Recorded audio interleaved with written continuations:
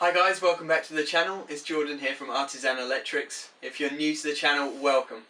So today I'm going to be talking about an electrical installation that I've been doing in a Victorian terrace house in the centre of Cambridge, and basically the customer's renovating it in order to get it ready to be rented out. There's been a long time tenant in there for many years, and they've moved out. The place is in a bit of a state, so it needs a big refresh.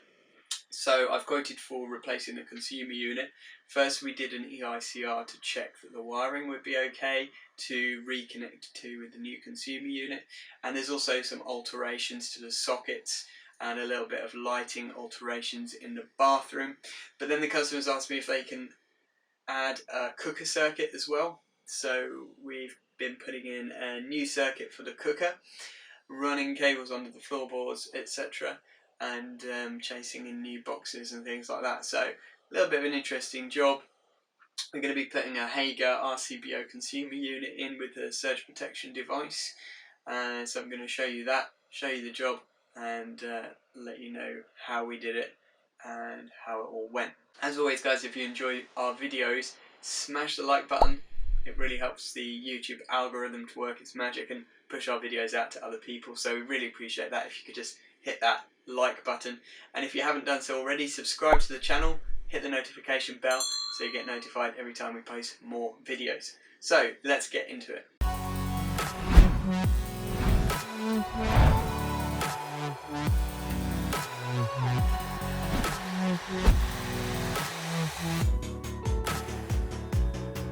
Hi guys, welcome back to the channel. So today I am working here, and this is a 2-bedroom house that's being renovated at the moment, and I'm just going to be doing some alterations to the existing electrics. So down here we've got the existing consumer unit, which is an old Wilex one with rewirable fuses, and the old meter here which the customer's going to ask to get replaced. Got the gas meter down here in the cupboard with the mains, which I never like, but seems to happen quite a lot. We do have a gas bond here in 10mm, so that's good. We've done an EICR on the wiring here, and the wiring itself is okay, but obviously it needs a replacement consumer unit, and it needs some alterations, needs some extra sockets and things like that putting in. So we're just going to do that. I'm going to run a new circuit in for the cooker, so we're going to have to run up here. We're going to chase out up the wall there, above the ceiling. We've got the floorboards up upstairs. We're going to run under the floor, along the hallway here. Then we're going to run down inside this, behind this wooden panelling. And then we're just going to drill through into here, try and chase out a box neatly in these tiles, because they're not going to be removing these tiles. Put a double box in with a cooker switch with a socket on it, and then drill back through there, run down, drill through again, behind the back, through the back of the cupboard, and cooker outlet behind there for them to connect the new cooker to. We've got to put a socket in for this fridge, because at the moment there's just a socket down below the unit, just laying on the floor, which is not ideal. So we're going to put a double socket in this cupboard here that they can use for the fridge and any other appliances that they might need to plug in later on. Then this bathroom here, you can see we've got bath, etc. This is going to turn into a utility room.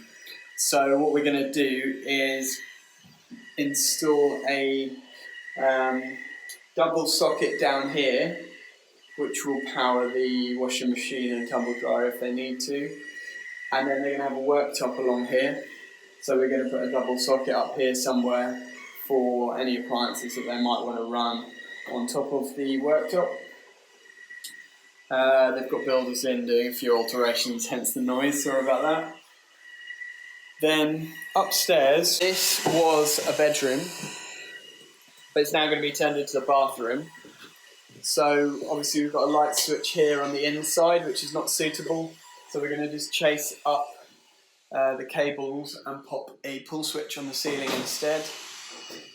We've got to run a permanent feed here for a mirror light, and the current light here is obviously not suitable for bathroom, so what we're going to do is pull those cables up behind this wooden panelling, pop out here through a little hole, and then put an LED IP rated circular fitting up on the ceiling there. Then in here we're just getting some floorboards up at the moment to do the cable run for the cooker, but the existing sockets were basically on top of the skirting, and what we're going to do is chase those into the wall and put them at a reasonable height above. We're going to be replacing all the skirting, so it won't be suitable. And we're going to put another double socket here, another double socket on the end here, and change this to a double socket and raise it up above there as well. Then in here you've got this little bedroom. At the moment we've got a single socket behind the door, which is a ridiculous place to put it, so we're just going to move that one over to the corner here. Obviously these old pipes, they used to have old sinks in the bedroom, which is a little bit weird, but yeah, that's what they did. And so we're going to move that, put a double socket down there, and then we're going to put an additional double socket in this corner, which will be back to back with one in the other bedroom. Lighting wise, it looks like we're going to probably have to put some new pendants in as well, but we'll see what the customer asks us to do with that. And they've got a new boiler that's going to be going in here, so there might be a few alterations to do with the central heating wiring as well, although I think the heating company might be sorting that out. So yeah, nice little job. I'm going to start chasing in some cables now, and I'll let you know how I get on.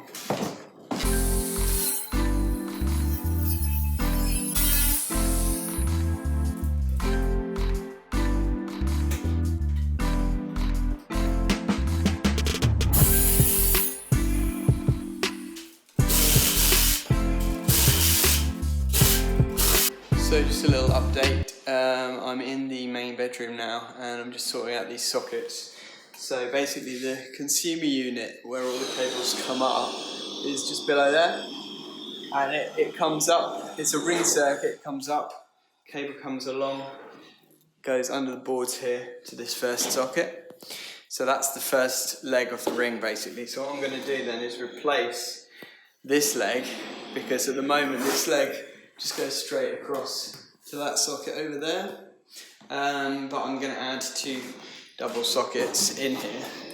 So this leg now is going under the floorboards there, then I've just run a new hole in the joists along here, and then it's going under here, through and to this socket. Then from this socket we're going to go along through there, no actually straight along here, through here and back to this point here. So we can remove the leg that goes between the 2 original sockets and just keep the outgoing leg, and then from here we're going to drill through and just do a spur back to back with the new socket that's going to go on the other side of the wall. The bricks here are really tough, so I'm having a bit of a nightmare trying to chase these boxes in. Could do with a chasing machine really, but as there was only a few sockets I didn't bother to hire one for the day. I thought I'd just do it with my Makita SDS chisel, but yes, it's being a bit of a pain to be honest. But the good thing is this lime plaster is super soft and it's quite deep, so I'm using 35mm back boxes, but the lime plaster is probably 25mm deep, so I only need about 10mm to shave off the bricks to get the boxes in properly. So yeah, it's not too bad, it's doable.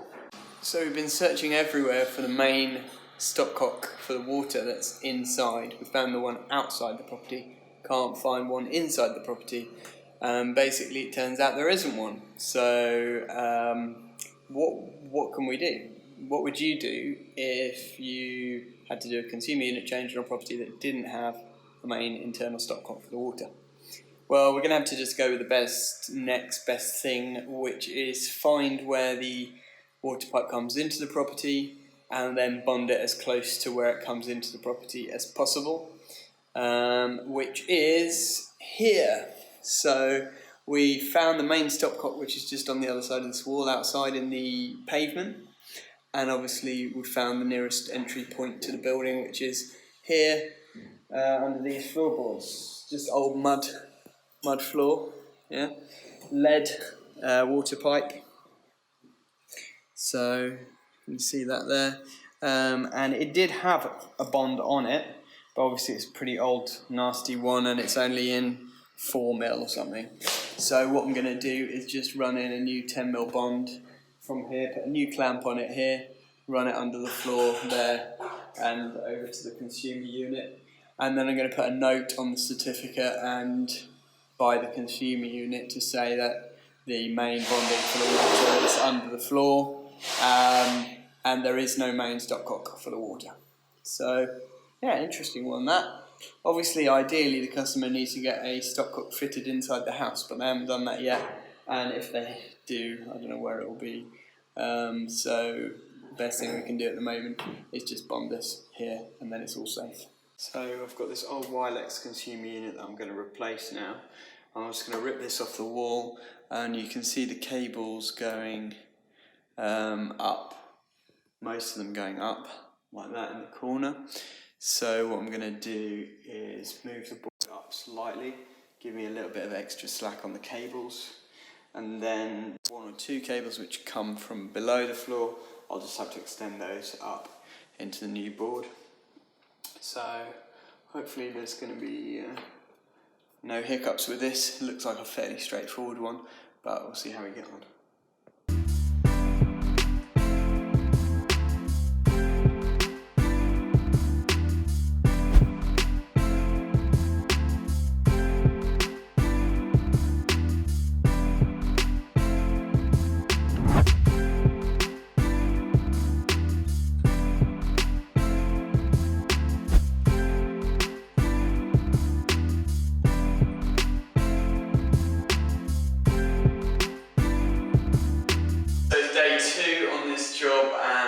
Installing this RCPO consumer unit today.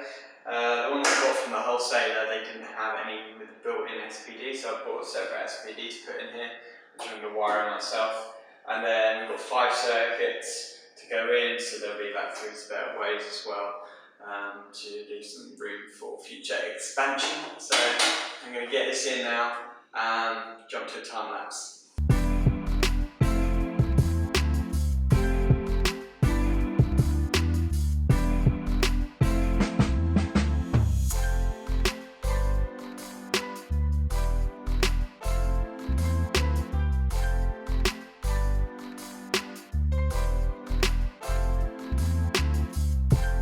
I've just noticed this.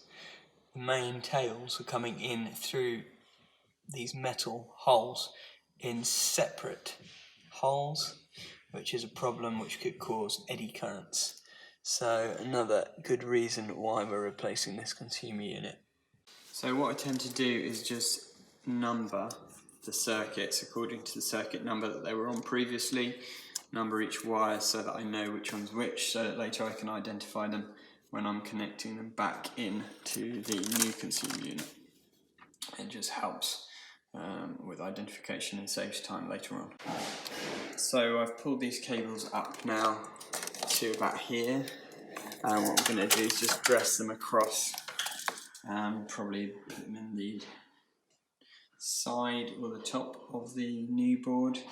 I'm just not sure what to do about this, whether to take this off or not, because it's kind of a really crumbly wall, so I'm worried if I take that off it's just going to all fall apart.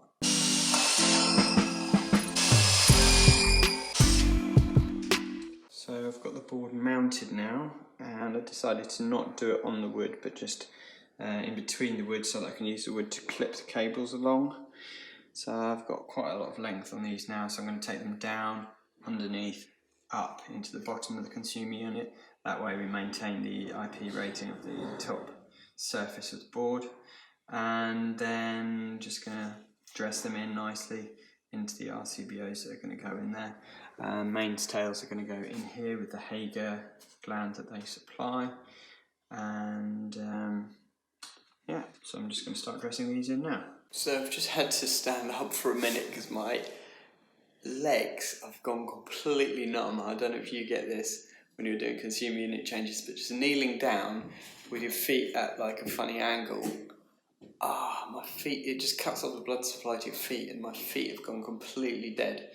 Let me know if you've got an idea of how to get around this. I've got a kneeling pad, so it's not the problem with the knees, it's just the angle of the feet when your feet are bent back like that when you're sitting down on your knees. It's a real pain.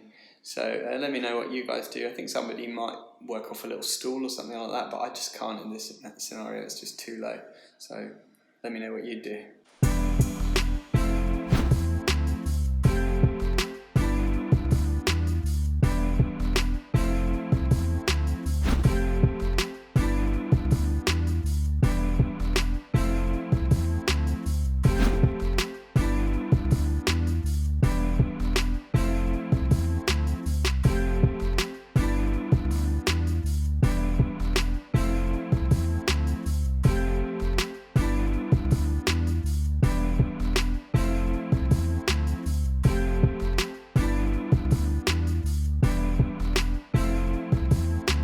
So this is a surge protection device. This particular brand is Hager and it's built into the consumer unit itself, and it's designed to protect electronic devices against surge currents that might flow into the circuit from either a lightning strike or particularly a surge from the incoming supply cable. The indicator here is green at the moment, that means it's all good, but after a certain number of strikes it has a usable life and this will turn red, which means that the cartridges need to be changed. So how do you change them? Well, it's very simple. You just squeeze this unit,